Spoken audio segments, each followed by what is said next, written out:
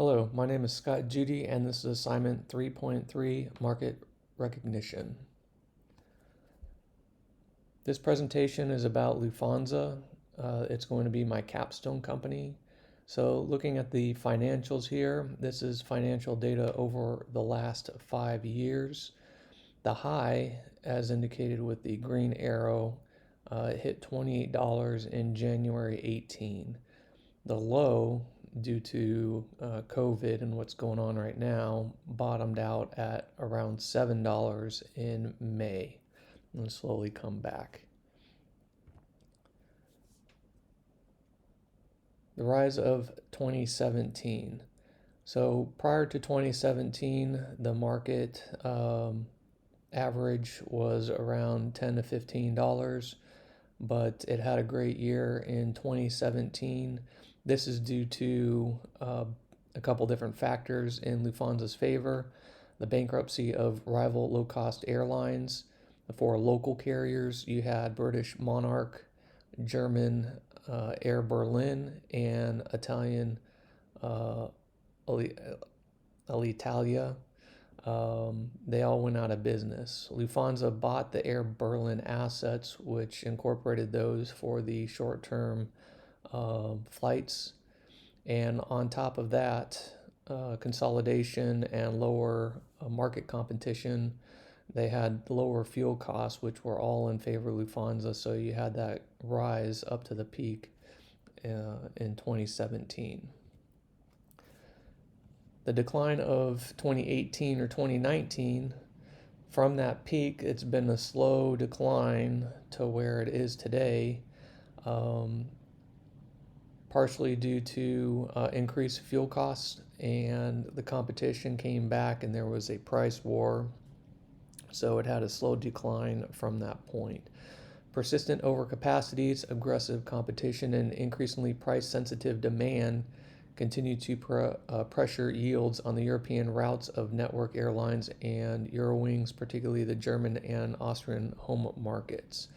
So this is from Lufthansa in July of 2019. Also, increased fuel costs. Fuel costs are expected to be $850 million higher than in 2017. So that all eats into the profits. The prices at that point just kept going higher and higher. It previously projected for its fuel bill for that current year as $700 million, and this was in July of 2018. So all those factors started the decline of factors against Lufthansa. During this decline here, this is where we notice some whale tracks. This is a period of time between June 18 and June of 19.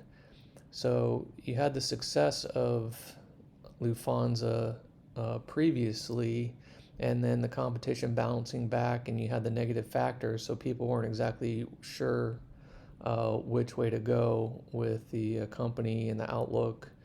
And you can see in the red arrows, those are indicated by the selling, and the green arrows are the buying. So you have this market uncertainty of going back and forth. So the first one, you saw a slight drop, and then a rebound, and then a slight, or actually a bigger drop the second time, kind of bouncing back and forth.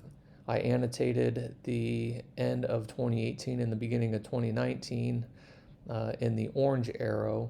So the start of the new year, you had some good outlooks. The prices were bouncing back, and then once it hit the upper band, you had a selling, and then it hit the lower band, you had a buying, hit the upper band, and then at that point there was a sharper decline, and this was the biggest decline that was seen down to that last arrow, and then kind of maintained steady. So this is a great indication of whale tracks. With support or resistance levels. So with the support, the bottoming out for the airline transportation area previously before COVID was around $10 per share. and then with COVID, it hit around $7 per share. Well, the governments are not going to let their country's main airlines go out of business or falter. So it was just announced last month, 2 months ago, the German government bailout provided $10 billion in exchange for a 20% stake in the company. So the board unanimously approved it. The German airline is now partially owned for the time being. So there was a rebound at that point of that announcement. So again, that's a good support to where these transportation airlines are not going to necessarily fail. They have some type of cushion because air transportation is needed. With the resistance, okay, there are only so many things that can go right for an airline company, which happened and hit that resistance at $28 per share when you had the low fuel prices, everybody was traveling, lower competition for that time period. And then at that point, with the volatility of the fuel prices, competition, it can only go so high with everything working for it. After all that, what do I recommend? I recommend buying the Lufthansa stock because right now, as we've just seen, the COVID, it has bottomed out around $7. Currently, today it's averaging around $8, $9 per share. And it's going to be a period of time, how long, no one knows, for the next year or two before government restrictions, safety measures are implemented before people start traveling again. But something working with Lufthansa and the air transportation industry are the low prices. Low fuel prices are going to be helpful at this point. But prior to the whole COVID thing, people need to travel.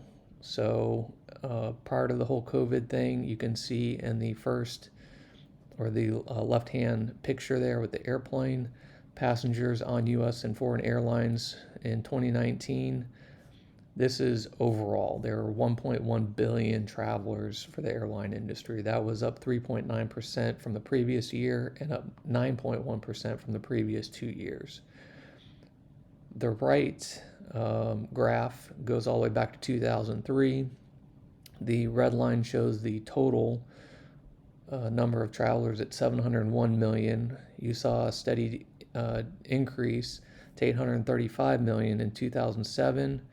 Then with the whole recession, it dropped for a period of time. And then from 2009 or so, it's had a steady increase to what we saw in 2019, 1.1 billion. So transportation, like I said, people need to fly, and it's going to only increase once we get past this time period. Here are the references, and that is my presentation. Thank you and have a good day.